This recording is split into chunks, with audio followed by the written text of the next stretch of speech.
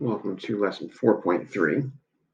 This is right triangle trigonometry. So essentially it's taking the things that we've learned on the unit circle and just applying a right triangle to it. You'll see it's a lot of similarities. So 4 parts to the objective. This is a lot shorter than the last lesson. So that's good news. Right, we're using triangles to evaluate trigonometric functions. We're going to find function values for 30 degrees, 45 degrees, and 60 degrees. We're going to use equal cofunctions of complements. So we'll talk about what cofunctions are. And then we'll use right triangle trigonometry to solve applied problems. So we're going to actually use some of this stuff in real context now. So right triangle definitions of trigonometric functions. So you have a right triangle, right? You have your angle. All right, your angle is never going to be the right angle. All right, it's always going to be one of the other two. And again, this is a right triangle, so one of the angles is going to be 90 degrees. Right, so we're going to name the sides now. You've got 3 different sides. Whatever that angle is, the A here is the opposite side of the angle given. So we'll call that the opposite side. The other side length, that's not the hypotenuse, we're going to call the adjacent side. And adjacent means it's connected to the angle. So it's not the opposite one, it's the one connected to the angle. The third side will be the hypotenuse. So whichever side is the one across from the 90-degree angle is the hypotenuse.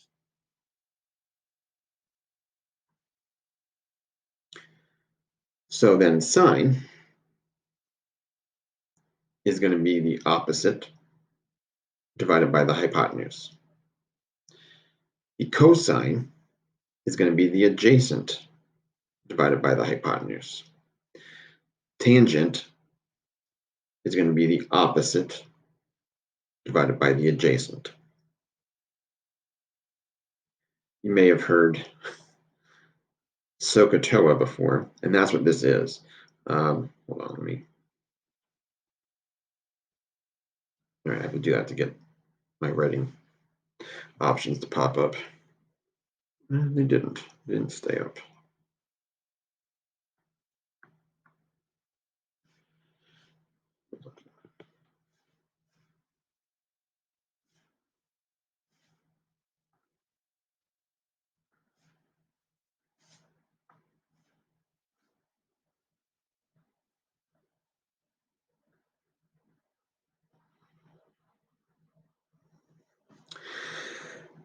Anyway, let's figure something out here.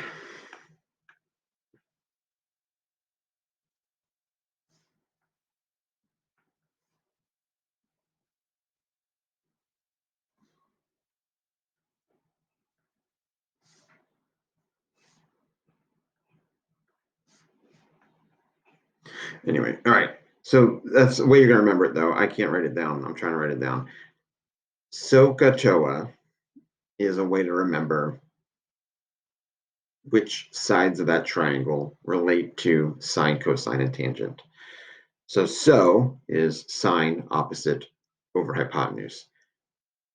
Co is cosine opposite hypotenuse.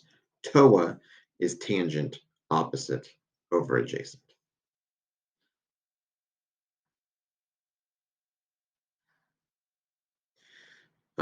So in general, the trigonometric functions of the angle depend on the size of the angle and not the size of the triangle. Then for the other 3 main trigonometric functions, since cosecant is the reciprocal of sine, it's hypotenuse over opposite. Sine is opposite over hypotenuse. Cosecant is hypotenuse over opposite. Secant is reciprocal of cosine. Secant is hypotenuse over adjacent. Cotangent is reciprocal of tangent. So cotangent is adjacent over opposite.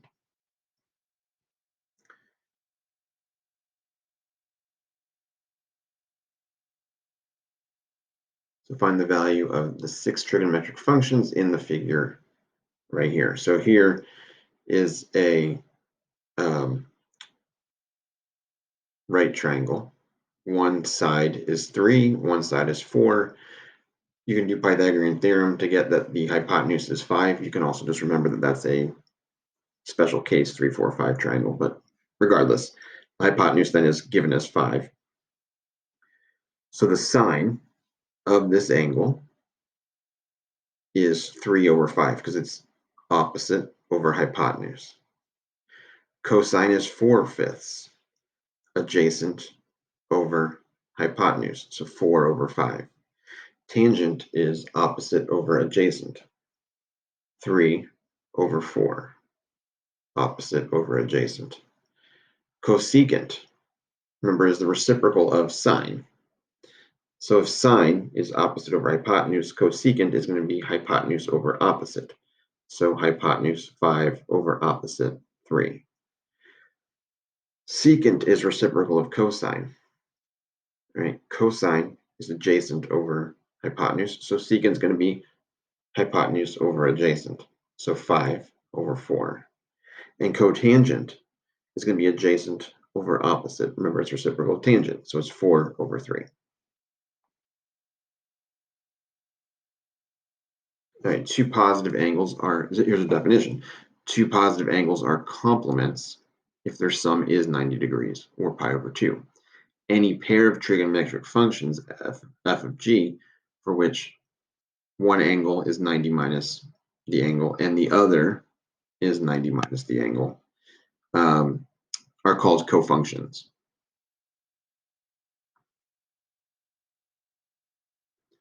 So this is an example of complementary angles, right? You have a 90-degree angle.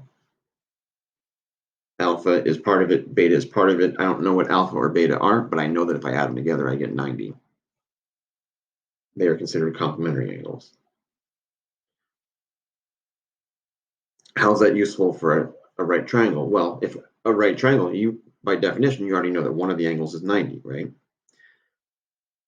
All angles in a triangle measure up to 180. So that means the other two have to add to 90 because you already know that the third angle is 90. So if you know that one of the angles, you can get the other just by doing 90 minus that angle.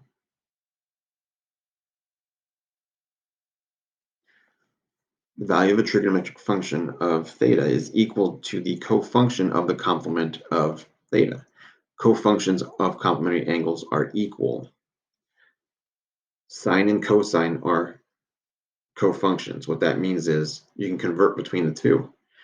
So the sine of an angle is equal to the cosine of 90 minus that angle.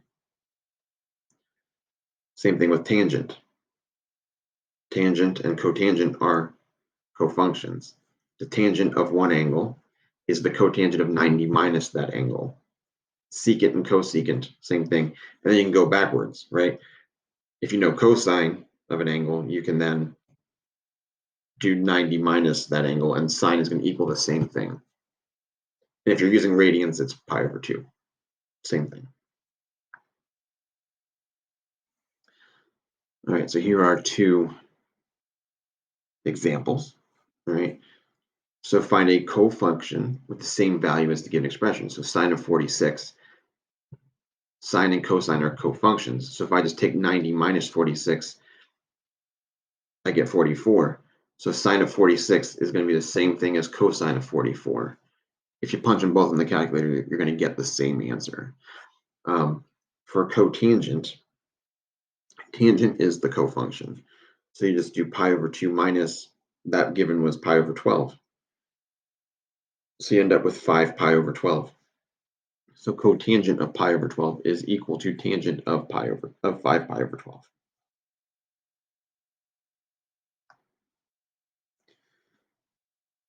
All right, you got 3 of these to try here. I need to figure out how to get this pen to work.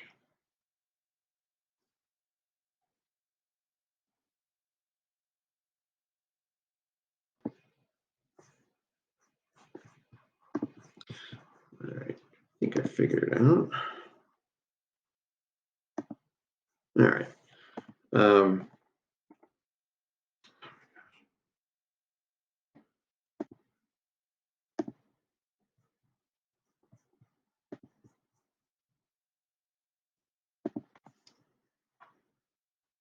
Okay. Um, Wonderful. So what we're gonna use cofunctions. And so not using the calculator. If you type this in your calculator, I guess you would get the same answer. But the idea is we're trying to learn about cofunctions here. So tangent and cotangent are cofunctions. So just pick one of them and convert it into the other. Doesn't matter. So let's just take tangent of 12 and let's turn that into cotangent, right? That's gonna be cotangent of 90 minus that 12. So tangent of 12 is the same thing as saying cotangent of 78. So what you end up with here is cotangent of 78 minus cotangent of 78, and you get 0. So A is just equal to 0. Let's try B. Cosine of 40 degrees divided by sine of 50 degrees. Cosine and sine are cofunctions. So I'm going to leave the sine of 50. Let's convert cosine of 40, right? Cosine of 40 is just going to be equal to sine of 90 minus 40, which is 50.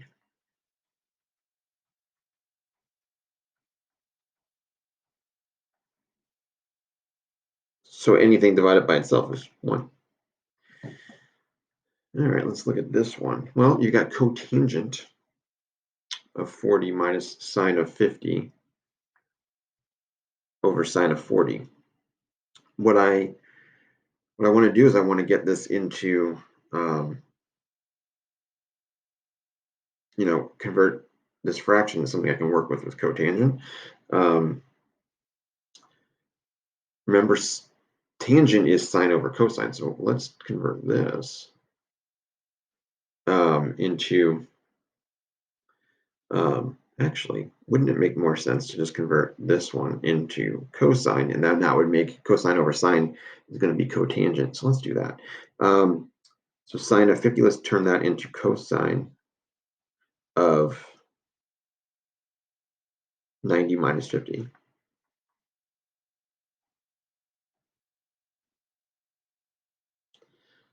So you end up with cosine of 40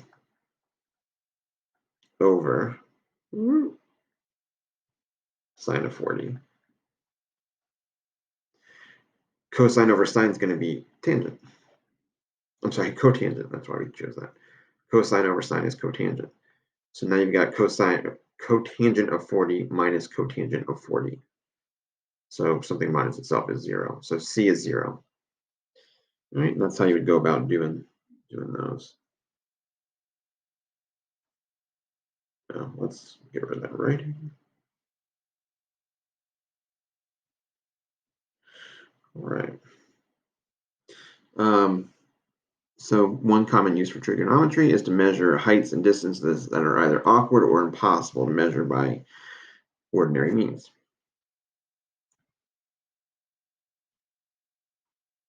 So here's an example.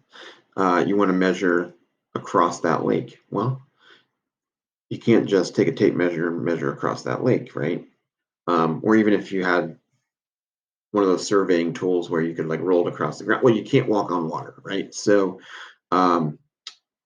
what this surveyor does is they pick a point out where they can stand, and they measure two things. They measure the distance out to a certain point across the lake that they want to get, where it's on the shore, so they can actually walk around the edge, right?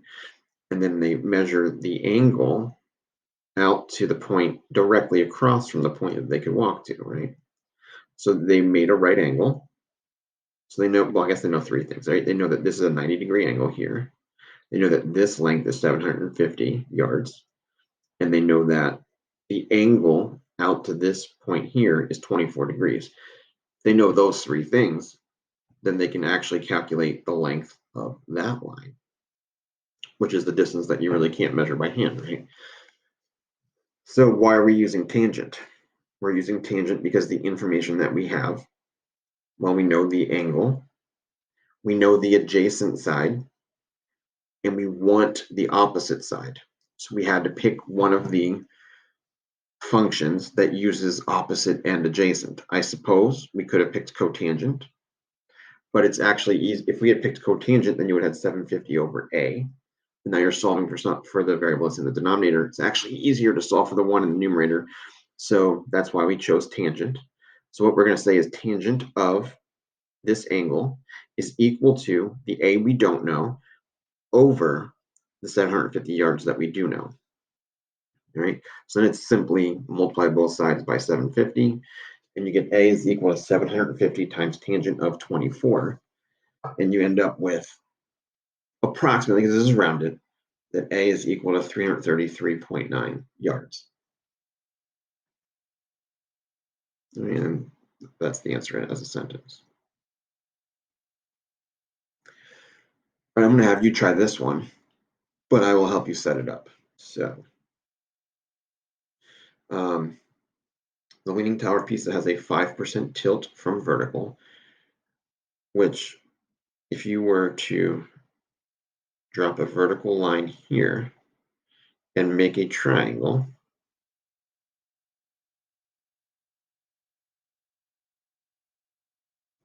right angles here, the angle here is 5%. 5 degrees, sorry. The reason why it's 5 degrees is because, like, if you were to draw a vertical here, you'd have 5 degrees here. And remembering what you remember from geometry, it'd be 5 degrees here and here, then be 90, 85 here and here, whatever. Okay. So it says, how far from the base of the tower will an object land if it is dropped from the observation deck 150 feet above? So it's basically saying if you drop something from right here, how far away from the base is it? Like, what's this distance here? So I'm going to just draw out this triangle a little better for us to be able to use. So again, right angle here, it's 5 degrees here. The height it's telling us is 150. Okay, it's asking for that side there. So the question is, what function are we going to use?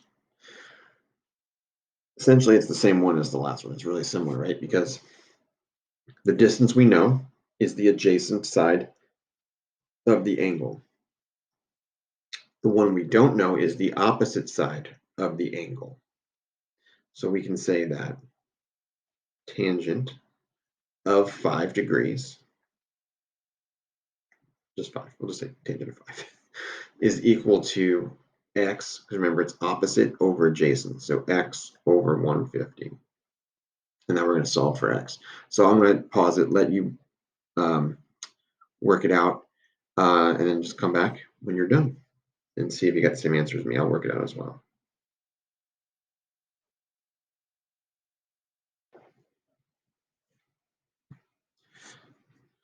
I worked it out and it disappeared, but I ended up getting, once you multiplied 150 on both sides, you're going to get it to round to 13.12 feet. All right, so something that you drop from the top is going to end up 13 feet from the base.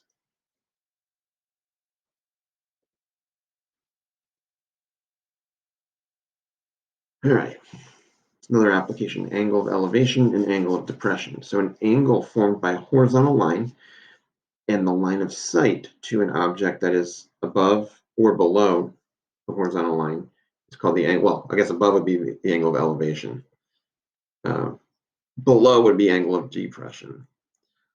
So here you go. If you're standing some distance up from a balcony of a building, for instance, you have your horizontal line here. So the angle up to a plane would be considered the angle of elevation. The angle down to a car would be the angle of depression. So a surveyor stands 200 feet from a building to measure its height with a 5-foot tall theodolite. The angle of elevation to the top of the building is 35 degrees. How tall is the building? I never knew these things were called theodolites, but they're the things when you see people's just like on the side of the road measuring stuff. That's what they're doing. They're surveying whatever it is they're surveying. Could be they might be measuring a building like this person, for instance. Okay, so let's work this out. So I think it makes sense to kind of draw a diagram to get what you're going with. All right, so you got a person over here. All right, that's my person. All right, you got a building. All right. Let's say that they're 5 feet tall, or the instrument that they're using is 5 feet tall. So I don't know, let's say that's there. And then we're drawing a line of sight to the top of the building. All right. We're also going to draw a horizontal line over to the building. It says let's see, the angle is 35 degrees. So that's in there. And the surveyor is 200 feet from the building. So that would be this distance here, right? Which would be 200. Okay. So we're trying to figure out the height of the building. So the thing we don't know, again, is that opposite side.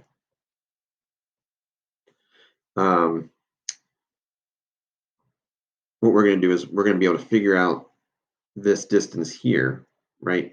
Remember that the instrument is 5 feet off the ground. So whatever we get for X, we're going to add 5 to it to get the answer for the height of the building, because we already know that the first 5 feet are 5, right? And then we're going to measure using this triangle the rest of the height of the building. Okay, so I think we're going to use tangent again, right? Because we're going to say tangent of 35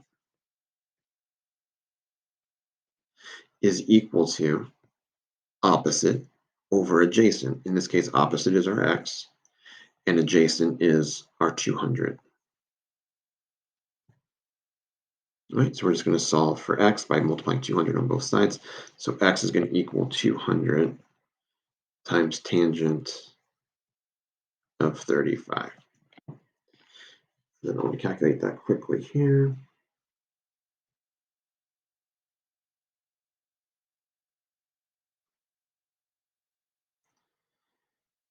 And I get, let's just round it to the whole number. So we'll say X is roughly 140. Remembering that, again, that just represents the height of the building from 5 feet up. So the height of the building still includes that 5. So the height of the building is 145 feet tall. Okay. All right, so let's take a look at another one.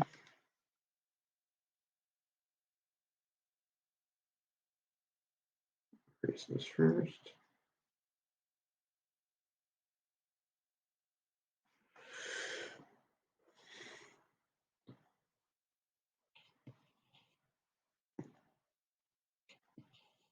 All right, so a building that is 21 meters tall casts a 25-meter long shadow.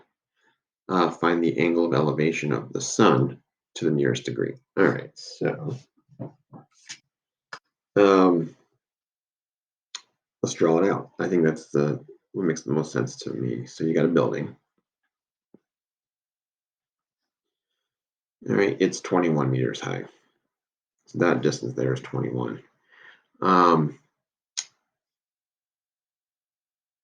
Then it casts a shadow that is 25 meters long. So that's what we know so far. We're being asked to find the angle. So if we make this a right angle, which it is, we're trying to find this. So the sun is somewhere up here, right? And that's why it's casting the shadow from the building. What it's asking is for this angle here. We don't know what it is at this point. So we're going to find the angle of the sun to the nearest degree. We're going to set up the same thing. It's just that the thing we don't know is the angle. This is also going to be tangent because what we know is the opposite side and the adjacent side to the angle we're looking for. So tangent of theta is equal to 25 over 21. On your calculator, the way you can do this is if you have, actually, you know what? I think I can do this. Let me pause and pull something up here.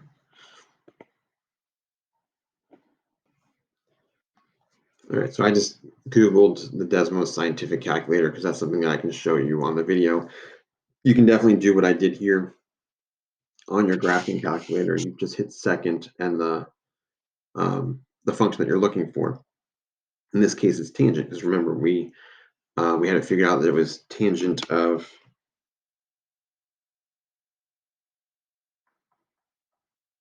theta is equal to 25 over 21. The way that you can calculate that is on your calculator. So for this Desmos calculator on functions, it's where I have the function that's just tangent and then inverse, right? So that's, I'm finding the inverse of that. So whatever numbers over here is what you're going to put in there. It's that simple.